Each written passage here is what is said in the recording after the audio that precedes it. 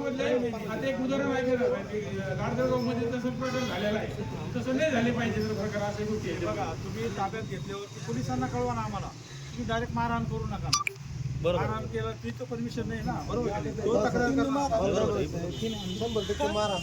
पण तुम्ही जर फोन करून जर तुम्ही जर नाही आले, तुमची यंत्रणा तात्काळ माहितीनुसार मिळाल्यापासून जेव्हा काही घडलेले तात्काळ पोलीस आलेले काही वेळात आलेले. आता इथून ऐका ना बाळासाहेब, इथून फक्त 1 किलोमीटर अंतर आहे आगा वस्ती. विचारा आपल्याकडे किती वेळ लागला तुला जायला, किती वेळ लागतो आणि त्यांच्या पुढे किती वेळ 20 मिनिट.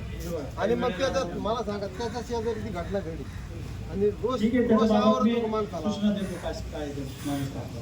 तुम्ही पण व्हेरिफिकेशन करा, सहकार्य करा. नक्की ना.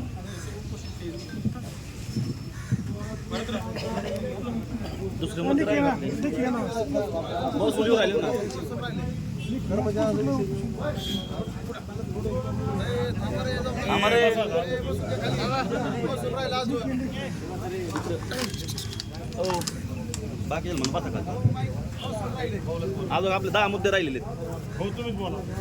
सर्वांना विनंती आहे 2 मिनिटं खाली बसून घ्या. 2 मिनिटं खाली बसून घ्या.